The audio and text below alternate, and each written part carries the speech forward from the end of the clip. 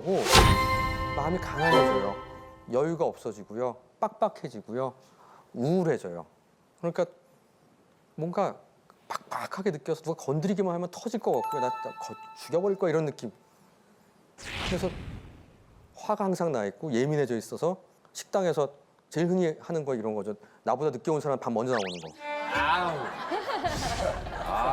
이거 너무해요, 진짜. 예, 배고파 죽겠는데 너무하잖아요 그거. 그러니까 어떻게 보면 내가 배가 좀 덜 고플 때는 아 그래요 뭐 이렇게 넘어갈 수도 있는데 그런 일이 벌어지면 갑자기 정말 별거 아닌 거 화를 내. 그러고 나면 더 죄책감이 생겨요. 아 내가 사회생활 몇 년인데 벌써 내가 이 마인드 컨트롤 하나 안 돼? 그다음에 전 같으면 아, 먼저 좀 배려하고 도와줄 텐데 그냥 내가 일단 중요해. 그래서 내가 먼저 살아야 돼. 내 친구가 안 보여. 이런 일들이 생기게 되는 일이 우리 사회 전반에 퍼지게 되는 일이 벌어지고 그런 일로 생기는 게 뭐 묻지마 폭력. 막 지하철에서 퉁 부딪혔다고 막 싸우고 이런 일들이 뻑하면 나오잖아요. 요새는 원한에 의한 폭력보다는 그런 게 더 많아졌다고 하는 일이 벌어집니다. 그래서 이로 인해서 생기게 되는 가장 흔한 문제는 짜증과 불안입니다. 허영란 생각할 때 짜증이라는 게 뭐 같아요? 지금 저의 상태가 그쵸. 저걸 다 가지고 있는 것 같아요. 저 들으면서 나 이렇게 심각한가라는 생각이 좀 들어요. 아 심각한가라는 생각이 좀 그냥- 불쑥 짜증이. 맞아요. 그냥 아무것도 안 했다가 가만히 있다가 짜증날 소리가 좀 저도 생기거든요. 김한석 씨가 짜증이라는 게 뭘까요? 예? 짜증, 불만. 불만. 예. 예. 그래서 한편으로는 또 한 명 질문하고 넘어갈 때는 또 옆에 시키니까 짜증 나는 거. 솔직히 되게 네. 순간 짜증났어요. 네, 순간 짜증 나는. 나 이쪽만 보고 있는데 갑자기 네. 나한테 좀 짜증났어요. 한 명 질문하고 보통 넘어갔는데 네. 두 명째 또 물어보니까. 교수님이 야 예리하시네요. 그렇죠. 바로 짜증이라는 거는 그 전까지는 이 사람이 짜증난 줄 몰랐는데 건드리니까 알게 되는 거예요. 그러니까 짜증은 내가 짜증을 내기 전까지 아무도 몰라요. 내가 짜증난 줄. 그러니까 나라는 사람 차 올라와서 전 같으면 누가 툭 건드리고 넘어가면 하지 마 이랬을 텐데 툭 건드 이러는 거 있죠. 또 왜 건드려 이러는 거. 물이 50도에서 10도 올라갈 때는 안 끓죠. 근데 90도일 때 10도 올라가면 확 끓죠. 바로 짜증은 90도에 있는 거야 내가. 끓을까 말까 끓을까 말까. 근데 그때 50도짜리 일이 벌어진 게 아니라 겨우 10도짜리야. 툭 건드리는 거. 아니 누가 뭐 경적을 삐익 하고 올리는 거. 이럴 때 왁 하면 사람이 돌변하는 거. 이럴 때 짜증이 나는 겁니다. 두 번째, 항상 불안해져요. 자, 불안이라는 건요. 안 입을 자에 안전할 안자입니다. 내가 안전하지 않다고 느끼는 거예요. 그러니까 나를 보호하기 위해서 보호막을 쳐야 되겠다. 아니면 내가 전쟁 상황일 수도 있으니까 준비해야 되겠다라고 생각하는 그런 상태, 전투태세가 되는. 그게 불안해지는 겁니다. 그러니까 나를 뭔가 약간 엔진을 켜놔야 되는.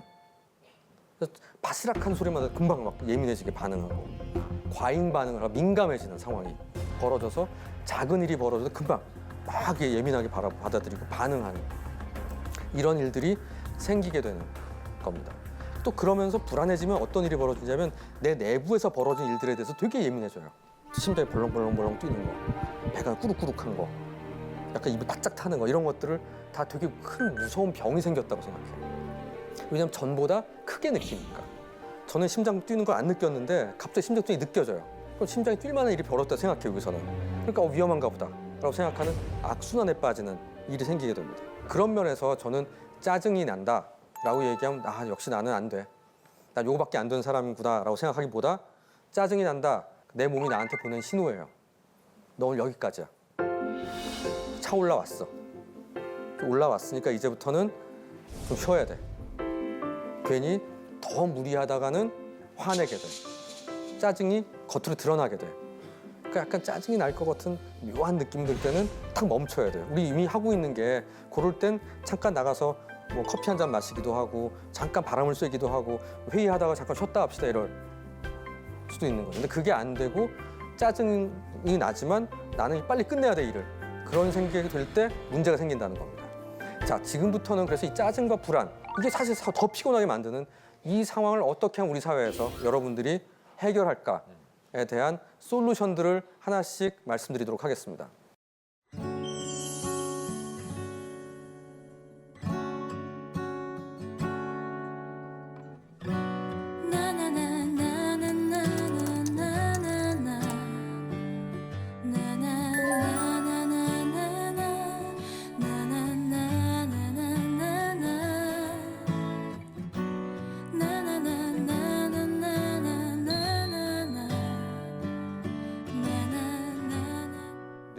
심장 사이의 연결을 끊어라.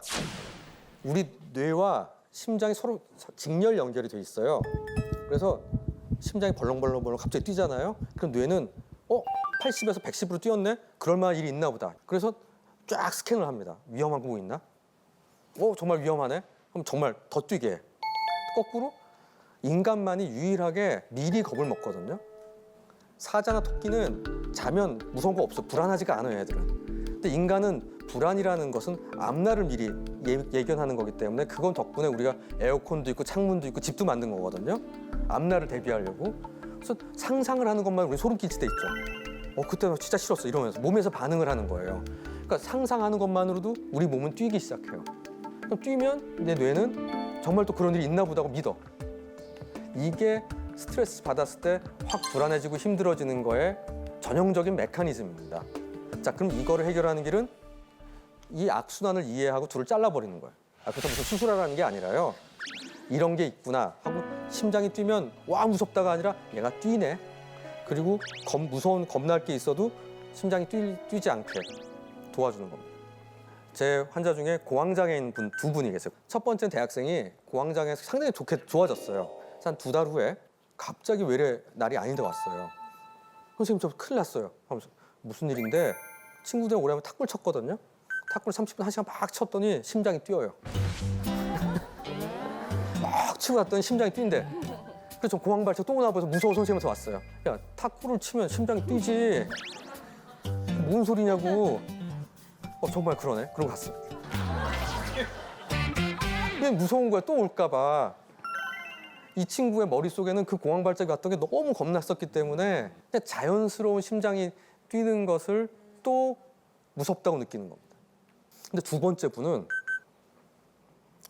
좋아진 다음에 등산을 했어요. 저희 병원 뒤에 아차산이 있는데 아차산 턱까지 올라가면 꽤 힘들어요. 그래서 올라갔더니 심장이 터질 것 같았대요. 근데 와 내가 오래간만에 산의 꼭대기에 올라가서 시원하게 물 마시고 바람 쐬고 진짜 좋다. 심장이 터질 것 같았지만 굉장히 성취감을 느꼈다라고 와서 말씀하셨습니다. 똑같이 심장이 뛰는 일을 전혀 다르게 해석한 거죠. 치료가 된 다음에도 여전히 한쪽은 무섭고 두렵고 겁나요. 왜냐하면 그건 쉽게 없어지지 않아요. 우리 뇌는 한번 쭉 흉터가 난 셈이기 때문에 겁나요. 마치 집에 도둑이 한번 들고 나면 밤에 창문 소리 덜컥만 나도 겁나잖아요. 이런 일들이 벌어지게 된다는 겁니다. 그렇듯이 내가 지금 느끼고 있는 게 혹시 과잉은 아닌지 심장과 뇌의 커넥션을 끊어라 이 얘기입니다. 두 번째, 접시물에 빠지면 무서워 죽겠어요 하는 겁니다. 평생을 호수만 보던 친구가 동해안에 갔다고 생각을 해보죠. 그래서 파도가 팍 치면 무서워 죽겠어요. 하지만 동해안에 사는 애를 보면 한 친구가 보면서 이건 파도도 아니에요 그러겠죠. 그럴 때가 있다는 겁니다. 우리가 무섭고 불안해지면 그냥 작은 일들 그것을 커다란 파도라고 느낄 때가 있어요. 그렇듯이 우리는 선생님 좀 비정상인가 봐요. 나 문제인가 봐요 라고 오시지만 대부분의 많은 분들은 정상과 건강 사이에 있으면서 비정상과 정상 사이에 있다고 느끼면서 와요. 65세인 노인분이 치매인 줄 알고 오세요. 기억력 검사 정상이야. 근데 이분은 내가 옛날에는 핸드폰 번호 10개 다 외웠는데 이젠 3개밖에 못 외운대. 저도 3개밖에 못 외워요 그래요. 핸드폰 10개 외운 게 대단하신 거라고 그동안. 정상과 건강함 사이에 있는 분들이 150에서 100을 떨어진 분이 자기가 60점 미만이 됐다고 착각을 하고 오시는 경우도 많아요. 대부분의 분들은 실제로는 그럴 경우가 많다. 나를 너무 결손이 있거나 결함이 있거나 앞으로 고칠 수 없는 상태가 됐다고 생각하지 말자. 그래서 이럴 때 좋은 거는 군화입니다. 화나, 무서워 이게 아니라 내가 지금 화를 내는구나. 내가 지금 무서워하는구나. 그렇구나라고 생각하면서 일단 지켜보게 되면 사실관계가 보이면서 조금 객관화시키는. 그러면 이제 이거 넘어갈 수 있다란 아니면 내가 대응을 해야 될 문제인지 어떻게 할지를 보게 됩니다.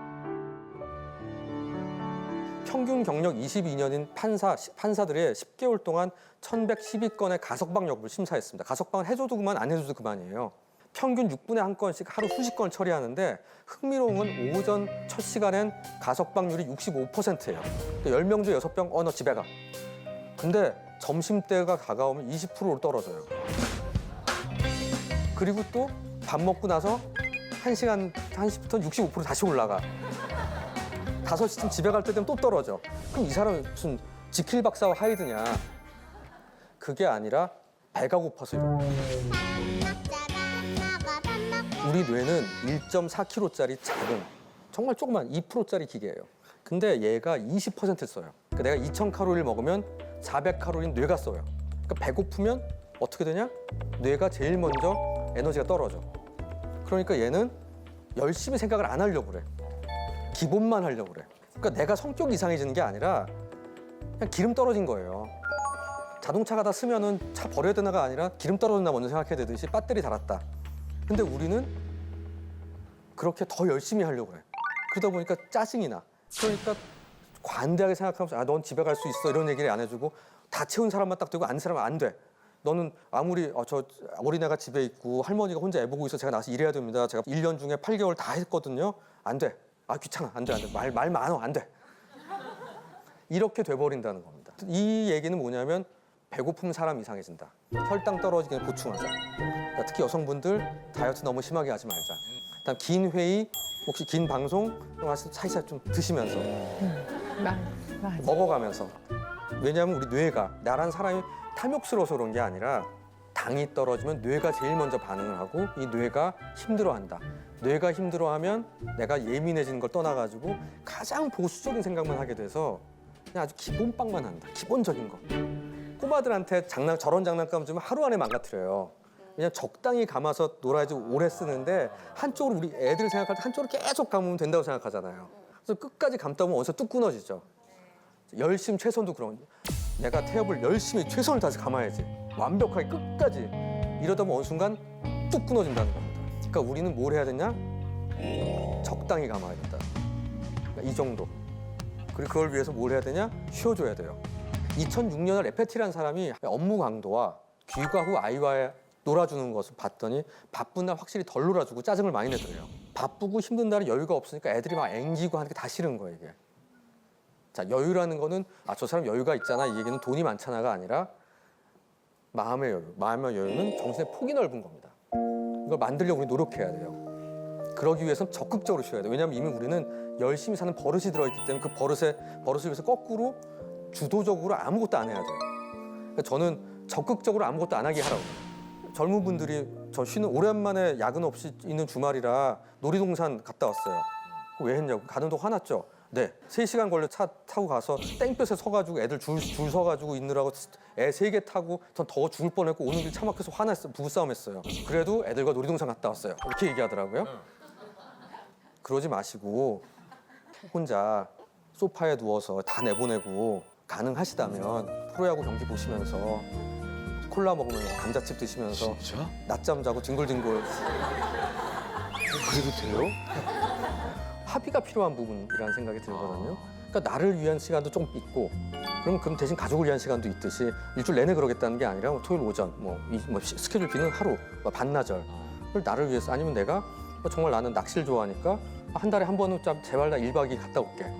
이런 것들을 통한 그래서 좀 리프레시가 되는 그런 부분들이 있어야지 내가 또 힘이 나고 충전이 됩니다. 왜냐면 그것도 60점 넘어야 되니까. 이게 제로면은 참 어렵죠, 사는 게.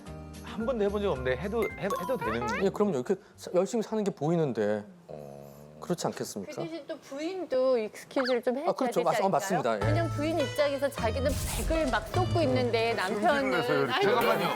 이게 남자도 여자로 가면 안 돼요. 성질을 내잖아 본인은 이렇게. 나의 시간이 필요해 하고 나의 여유를 갖는다면 또 부인 입장에서는 그게 또 우울할 수도 있잖아요. 그러니까 그렇죠. 곧 같이 서로의 그 여유로운 근데 가능하세요? 네, 똑같이 여행을 부인을 가고 싶어요. 하고 부인도 옷도 사 입고 제가 이래서 안 해요. 제가 이래서 아무것도 안 해요. 누구죠? 무하마드 알리. 더 그레이티스트라는.